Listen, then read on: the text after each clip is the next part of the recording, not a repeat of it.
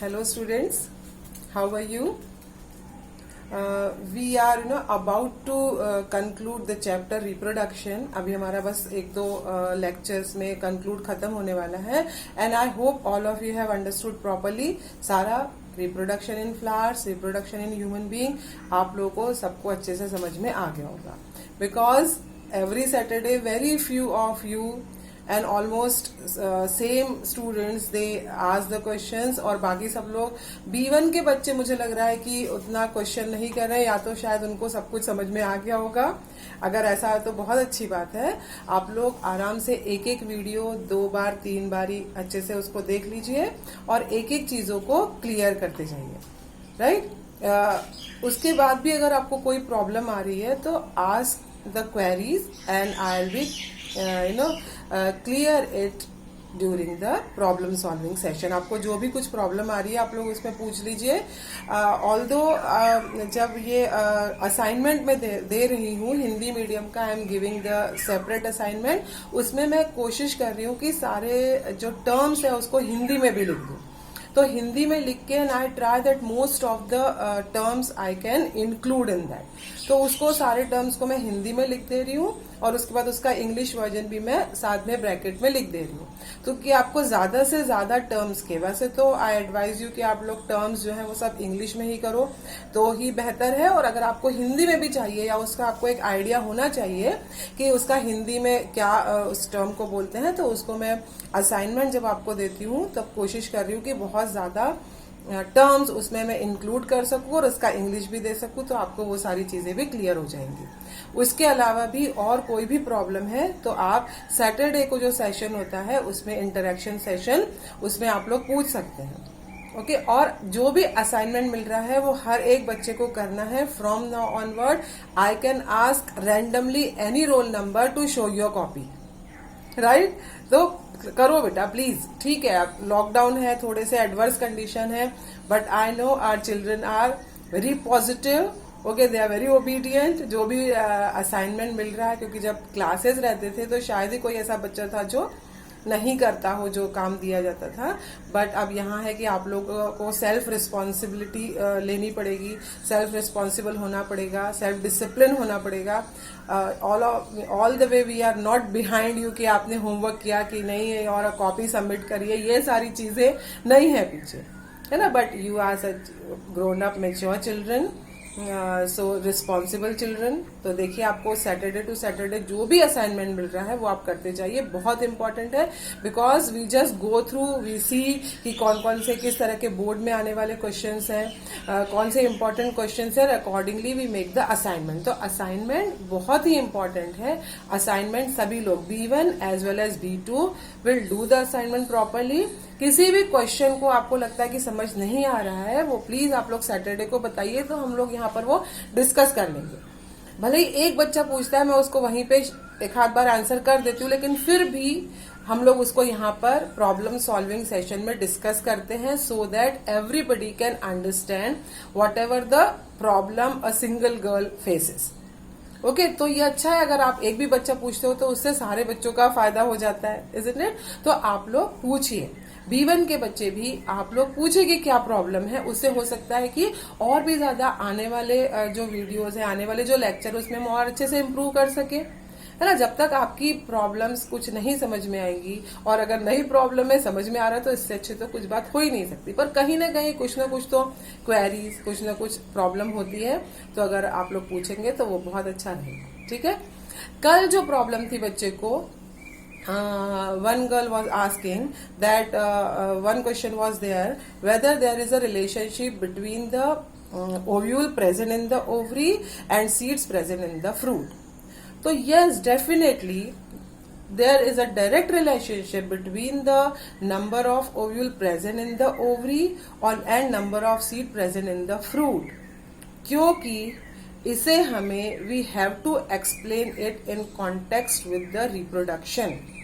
We are knowing after the fertilization, after the development of the embryo, ovary changes into fruit. Ovary changes into fruit and ovule changes into seed. Isn't it? Ovary changes into fruit and ovule changes into seed. तो definitely जितने ovary में ovule होंगे उतने ही fruit के अंदर seed होंगे, isn't it? तो this is the very clear answer कि जितने ओवरी में ओव्यूल होंगे उतने ही सीड्स फ्रूट में बनेंगे, because ovule changes into seed. This should be a clear cut answer. लेकिन आई टोल्ड यू, मैंने आपको बताया था कि आप टाइप ऑफ फ्रूट से उसको देख लीजिए तो आपको अच्छे से समझ में आएगा। इट डजेंट मीन कि आपको टाइप ऑफ फ्रूट्स प्रिपेयर करना है, वो हो चुका है पहले। अब इस बार आपको रिप्रोडक्शन है, तो अगर आप आंसर दोगे तो you have to answer the question in context with the reproduction that says the ovary changes into fruit after the maturation or the embryo development, and ovule changes into seed. So whatever number of ovule present in the ovary, that much of seeds present in the fruit. लेकिन इसे समझाने के लिए, अपने आप को समझने के लिए, जैसे पहले होता है सिंपल फ्रूट, ओके? तो सिंपल फ्रूट में क्या होता है, मोनोकार्पिलरी, या अगर मल्टी कार्पिलरी है गायनोशियम तो वो सिन कार्पस होता है, जुड़ा हुआ रहता है, ओके? मोनोकार्पिलरी है, एक ओवरी है, एक ओव्यूल है, तो एक फ्रूट में एक सीड होगा। वन ओवरी, मोनोकार्पिलरी, एक कार्पल था, एक ओवरी थी, उसमें एक ओव्यूल था, तो उसमें एक सीड होगा, ठीक है? लेकिन जैसे मटर होता है, P, sweet pea, okay, that is also the simple fruit. उसमें एक ओवरी है, ओवरी कितनी है, वन ओवरी, बट इसका जो मार्जिनल प्लेसेंटेशन है, और इसमें ओव्यूल जो होता है वो मोर देन वन, ज्यादा ओव्यूल है, मोर देन वन ओव्यूल। तो ओव्यूल ज्यादा है यहाँ पर, मोर देन वन ओव्यूल है, ओके? तो यहाँ पर एक फ्रूट में ऑफ कोर्स ओव्यूल ज्यादा है, तो सीड्स भी ज्यादा होंगे। Isn't it a kind of the relationship? अगर सिंपल, जैसे मैंगो का सिंपल फ्रूट है, एक मोनोकार्पिलरी, एक ओवरी है, उसके अंदर एक ही ओव्यूल था, इसके लिए फ्रूट में एक ही सीड है। ऐसे ही पी जो रहता है, मटर को देखा ना, पॉड, ओके? वो लेग्यूम या पॉड काइंड का फ्रूट, ऐसे बहुत डिफरेंट काइंड के फ्रूट होते हैं, ठीक है? लेकिन उसमें क्या है, एक ओवरी है, पर उस ओवरी में ओव्यूल ज्यादा है, ओव्यूल ज्यादा है, तो इसलिए एक ओवरी से फ्रूट बना, बट सिंस उसमें ओव्यूल ज्यादा थे, तो ये रिलेशनशिप ऑफ सीड की सीड भी फिर ज्यादा होगी। तो उसमें मटर में हम लोग देखते हैं प्लेसेंटा, मार्जिनल प्लेसेंटेशन होता है, और उसमें बहुत सारे सीड्स होते हैं। तो इस तरह से आपको समझ में आया ये बात। अब कंपोजिट फ्रूट, तो ये complete inflorescence change into the fruit, जैसे अनानास में होता है, पाइनएप्पल। एग्रीगेट फ्रूट का इसलिए एग्जाम्पल समझने के लिए बोला था, क्योंकि एग्रीगेट फ्रूट जैसे कि कस्टर्ड एप्पल है, उसमें बहुत सारे थैलेमस के ऊपर बहुत सारे छोटे छोटे फ्लावर्स लगते हैं, isn't it? बहुत सारे फ्लावर, उसको फ्लावरेट बोलते हैं। छोटे थैलेमस के ऊपर instead of one, so many small carpel, multicarpellary, apocarpous, वो सारे कार्पल फ्यूज भी नहीं हुए हैं, ठीक है? तो ऐसे करके वो बहुत सारी ओवरी हैं, और उसके अंदर बहुत सारे फिर सीड, इसलिए जब हम कस्टर्ड एप्पल खोलते हैं तो हमें बहुत सारे ऐसे सीड्स दिखाई देते हैं, ठीक है? तो इसलिए आपको जस्ट समझाने के लिए कि आप कंपोजिट और सिंपल और एग्रीगेट फ्रूट से समझ पाओगे कि क्या है रिलेशनशिप फ्रूट और सीड का, वही जो ओवरी और ओव्यूल का है।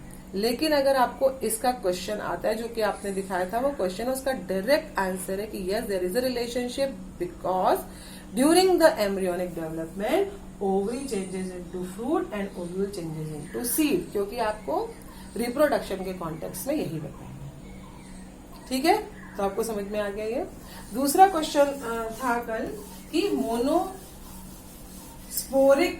एम्ब्रियोनिक डेवलपमेंट, मोनोस्पोरिक गैमेटोफाइट का डेवलपमेंट क्या होता है, monosporic development of female gametophyte. उसको मोनोस्पोरिक इसलिए बोलते हैं, जैसे सपोज हमने ये देखा था ओव्यूल है, ओवरी के अंदर ओव्यूल, ओव्यूल में एम्ब्रियो सेक बनता है, बट पहले ये सारी न्यूसेलस की सेल्स है, पहले तो एम्ब्रियो सेक नहीं बना है। Embryo sac development, embryo sac का मतलब है फीमेल गैमेटोफाइट, एम्ब्रियो सेक मतलब फीमेल गैमेटोफाइट, और ये डेवलप होता है यहाँ पर, ठीक है, तो डेवलप कैसे होता है, ये पूरी न्यूसेलर सेल्स है और एक सेल यहाँ पर, एक कोई भी सेल ऐसे बड़ी हो जाएगी, प्रोमिनेंट हो जाएगी और उसके अंदर डिवीजन होगा।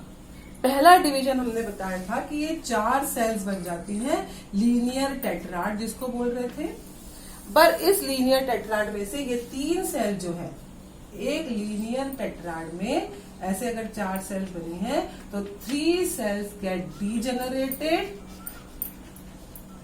एंड ओनली 1 मेगास्पोर, क्योंकि ये फीमेल गैमेटोफाइट, इसको बोलेंगे मेगास्पोर, सिर्फ एक ये फंक्शनल मेगास्पोर है। इसको हमने कहा था फंक्शनल। आप लोग पीछे वाले वीडियो में जाइए, डेवलपमेंट ऑफ फीमेल गैमेटोफाइट, और भी क्लियर होगा। ठीक है, तो ये एक फंक्शनल मेगास्पोर था और इस एक फंक्शनल सिर्फ एक सेल से पूरा ये 7 सेल और 8 न्यूक्लिएटेड एम्ब्रियो सेट बन जाता है। ये सिर्फ एक फंक्शनल मेगास्पोर से बना है, इसलिए हम उसको बोल रहे थे monosporic kind of the development of female gametophyte. ठीक है, तो ये भी क्लियर हो गया आपको। फिर आपने पूछा था बैगिंग क्या होता है, तो वो है आर्टिफिशियल हाइब्रिडाइजेशन। ओके, तो उस आर्टिफिशियल हाइब्रिडाइजेशन को जब हम अभी पार्थेनोजेनेसिस और ये सारी चीजें पढ़ेंगे, उसमें आपको क्लियर हो जाएगा कि what is the bagging. Okay, so I hope. और बाकी तो कल और बच्चों ने कोई क्वेश्चन थे बहुत सिंपल से, जो ऑलरेडी बहुत सारे वीडियोस में क्लियर हो चुके हैं, जैसे गैमेटोजेनेसिस और मियोसिस में क्या, ये मैं ऑलरेडी पहले वाला जो सेशन था उसमें मैं सब क्लियर कर चुकी हूँ। तो यहाँ तो बहुत अच्छा, आपको बहुत अच्छा एडवांटेज है ये तो वीडियो की, you can go back, can see the video again and can find out the query. अगर उसके अलावा भी आपको उस वीडियो में नहीं दिखाई देता है तो आप फिर से पूछ सकते हैं, क्योंकि मैं फिर से वीडियो जाके मैंने देखा है कि उस वाले फर्स्ट वाला जो वीडियो था, लेक्चर था, उसमें ये कि what is the how the gametogenesis and meiosis is inter related, वो वहां पर मैंने बहुत अच्छे से आपको एक्सप्लेन किया। ठीक है, so I request you once again, specially the B1 students, please ask. थोड़ा भी डाउट है फिर से पूछ लो, अगर एक बच्चा पूछेगा तो सारे बच्चों को फिर से वो चीजें क्लियर हो जाएंगी और even we feel a bit थोड़ा सा सेटिस्फेक्शन लगेगा कि आप बच्चे पढ़ रहे हैं, इन्वॉल्व हो रहे हैं। क्योंकि बेटा अगर आपकी तरफ से अच्छे पॉजिटिव रिस्पॉन्स आएंगे कि हाँ आप लोग पढ़ रहे हो, क्वेरी कर रहे हो, पूछ रहे हो, सो इट इज हम लोगों के लिए भी ये बहुत अच्छा रहेगा और हम लोग और अच्छे से आपको पढ़ा सकेंगे। Okay, thank you.